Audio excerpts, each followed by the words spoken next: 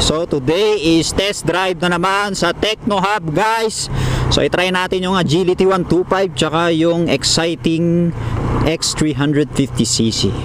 Okay, puntahan na natin si Tekno Hub Camp John. Hey, dyan lang yan sa KTM. Alright, let's go! Ayun lang, ang meron lang dito is $150. Tapos yung ito, siguro may review lang natin dito is ito. Magaan lang. Okay, start your engine. Parang e-bike lang ah. Ayan, test drive natin si $150 guys. Actually na-review ko na to sa ano no, sa Facebook page ko. Ayan. Oh, yung side mirror niya bilog oh. So first impression, kung nakatry na kayo ng Bergman 125, parang ganun lang yung feels niya guys. Bergman 125.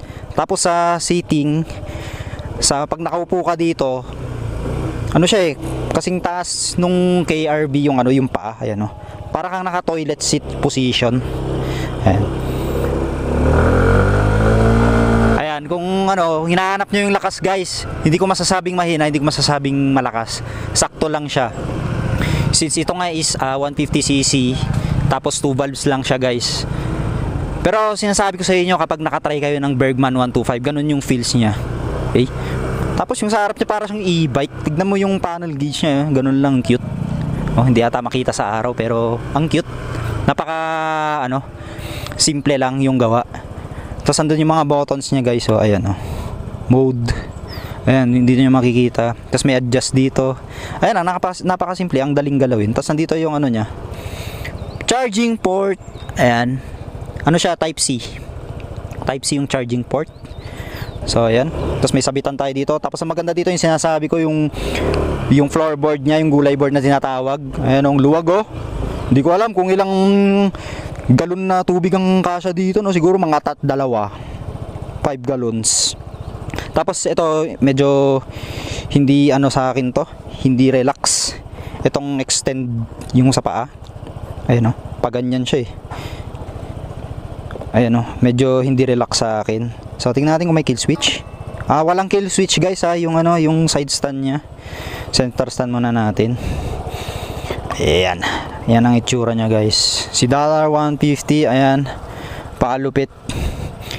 Ayan, na-review ko na to guys. Gusto ko lang i-share sa inyo kung ano yung feels ng nakasakay dito. Okay, so meron na rin siyang cellphone holder. Hindi ko alam ano to. May-ari ba nito? Tapos ito yung hazard niya. Ayan oh. So pag nag-hazard yun yung ilaw niya, galing oh. Saan yung ilaw niya? Ito yung ilaw niya guys oh. Bulb lang siya. Oh, kamukha niya si Mr. Crab oh. Ayan yung itsura niya guys. Bale, ABS pala yung harap nito no. Ayan oh. Tapos yung sa likod is drum brake siya. So sana ginawa na rin siyang disc brake no. Pero syempre kapag ginawa nilang disc brake yan, tataas yung presyo niyan. Bali 127,900 at ang presyo nito. So ito yung ayan yung passenger kwan. Ito, ayan. Para sa paa. Passenger seat. So ito yung maganda dito guys. Yung na-review ko na 'to eh. Ayan oh. Kailangan pag iangat mo 'to, push. Tapos tsaka nyo ayan. Oh. Tapos ito 40 kilograms kapag magkakarga kayo ng mga bulto-bulto dito o pinamalengke nyo. Maximum nito is 40 kilogram. Ayan. Pagka i-adjust nyo to, kailangan pindutin nyo to. Ayan. Hindi ko alam kung kasama na to eh. Pero nung last kasi na nireview ko to, hindi kasama to. So itong ano to para sa box. So ang ganda. Try nga natin nakaganyan. Ano nga natin? Tapos meron din siyang carrier dito, ang galing oh. Pwede kayong maglagay ng mga gamit nyo dyan. Ayan oh, bilog oh, ang ganda men. Ang ganda ng side mirror na bilog. Oh, eh. Hop, tanggalin natin yung ano, hazard. Eh. Tapos ito kill switch yan guys. Tapos ang kan dito is susi lang siya. Sana ginawa na rin siyang ano no, keyless. Pero syempre, pag ginawa nilang keyless yan, tataas na naman yung presyo niyan. Tingnan natin yung ano, yung sa ano. Ito hindi ko alam kung ilang liters to guys no. Pero maluwag. Ang kasya siguro dito yung mga maliliit na helmet, yung mga half face or helmet na full face pang bata. Pero full face hindi ko masasabing kasya dito guys. Andito yung mga ano nyo. Ganyan lang siya. Pero maluwag Ayun, pwedeng, marami ka na pwedeng ilagay dyan. Tapos dito may lagayan ng mga papeles. Ito lang. Ganyan lang itsura niya guys. Sara natin. Pero maluwag Pero maganda dito, ito yung gusto ko Pagka may nararamdaman kayong back pain sa likod nyo, ayan ay. Teka. Gamitan natin ng Insta. Lagyan natin ng montage guys.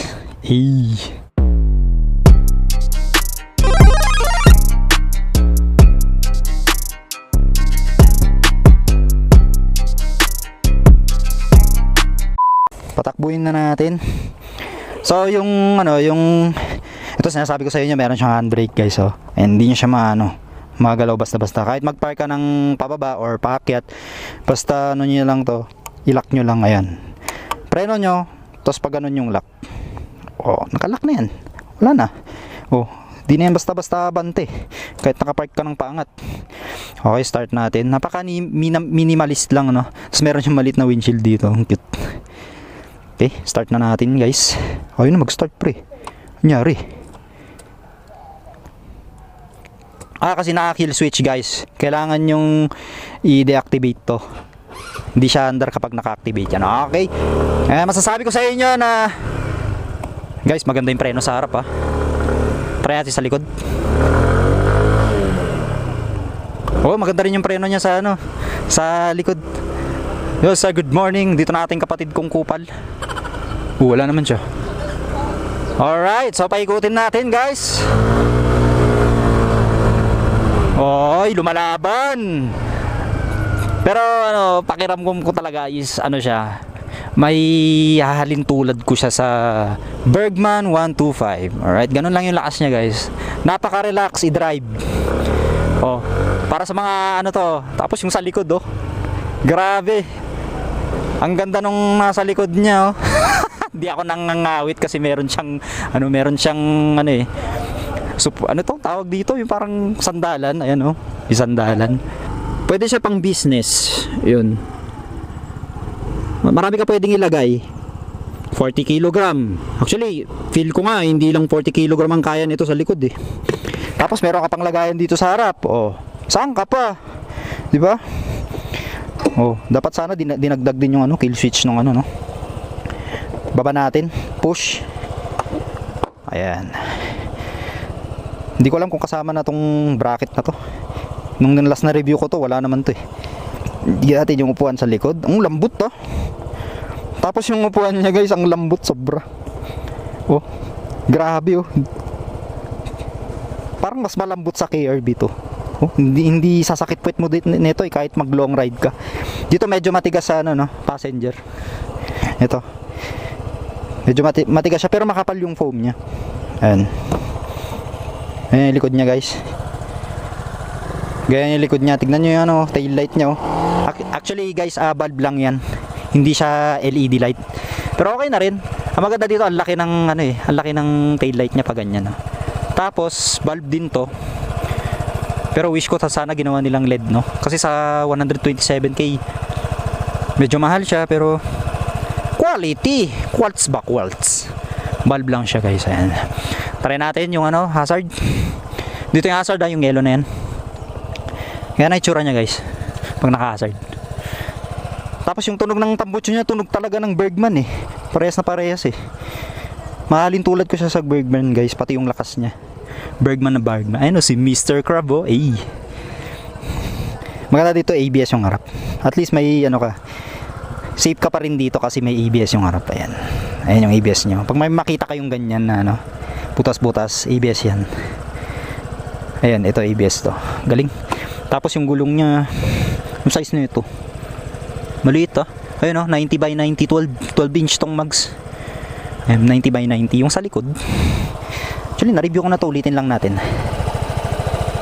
100 by 90. Mas maliit tong mags nito sa likod. Tignan nyo, Bergman na Bergman talagang dating 10 inch lang to yung mags. Pero ang ganda. Sobrang relax. Teka nga, sumasakit yung likod ko Taas ko nga. Ayan yung carrier nyo. So atras natin yan. Ayan. Pero para magamit nyo to ng solid talaga na buo, kailangan wala to kasi nakaharang siya. Kaya pag maglalagay kayo ng box, hindi nyo ma-maximize tong ano, carrier niya sa likod. Pero okay pa rin naman. Ayun, lagay ka ng bulto dyan, mga tatlo. Mga siguro kahit 15 kilos, kaya yan boy. Oh, galing. Tapos meron pa dito sa harap.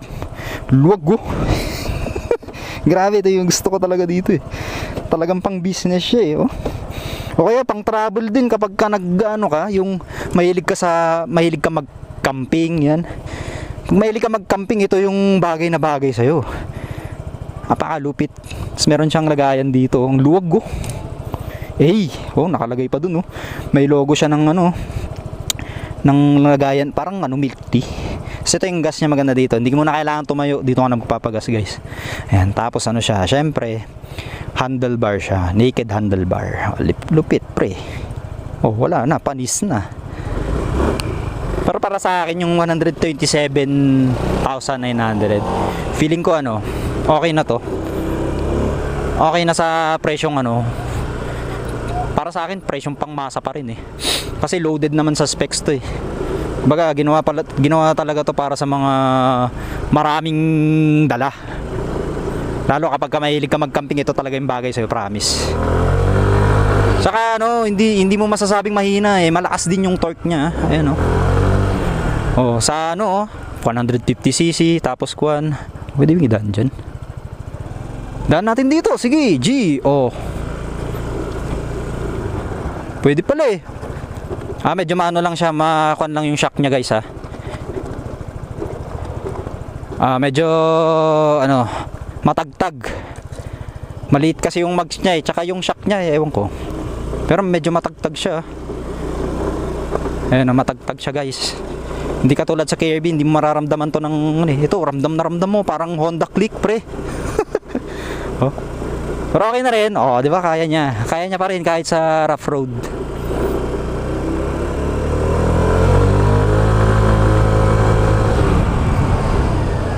Oh, maganda yung preno niya guys. Smooth, very smooth.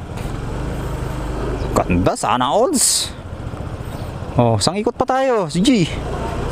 Pero maganda, satisfied ako dito sa motor na to ha. Napaka-relax si drive. Mamaya tatry din natin yan, yung ano, Kymco X350cc. Laki, ang laking tignan. Ito, ganda, grabe, gusto ko na tuloy palit yung motor ko dito. Oh. Sobrang relax pre. Ganda. Oh. Kaya sa mga kukuha ng ganito, hindi kayo magsisisi. Lalo kapag ka mahilig ka mag-camping o kaya malaki yung business mo. Oh. Ito yung kailangan mo. Oh, carrier pre. May carrier na yan, astig. Sa maintenance wala kang problema dito basta marunong ka. Ayan. Pero kung di ka marunong, syempre dali mo sa ano, very yung kumbaga yung expert ba sa ano, Kymco. Yung marunong. Oh, eh! Parang relax pre. Malakas din siya. 2 valves. Daan ulit natin dito. Sige, G. Oh. Mas natin dito, oh. Oh, pop. Daan-daan lang. Medyo matagtag siya, pero okay pa rin, kaya. Natin dito. Yan, tulad na test drive pre. Sheesh. Kaya niya, ayan oh. Kahit bilisan mo oh. Oh, basta daan-daan lang para di ka sumemplang. Oh. Ayos. So ayun guys, masasabi ko na okay itong $150, maganda. Oh. Ganda niya, tagal ko na gusto i-test drive talaga to eh. Ang palupit pre. Malakas nga rin to eh. 2 valves ha. Eh. Oh, isang ikot pa. O, tama na. Tama na tayo dito pre. Alright, so thank you so much Kymco again. Test drive. Oh, maganda siya. Tunog Bergman eh. Okay. So mamaya try natin yung isa, yung X350.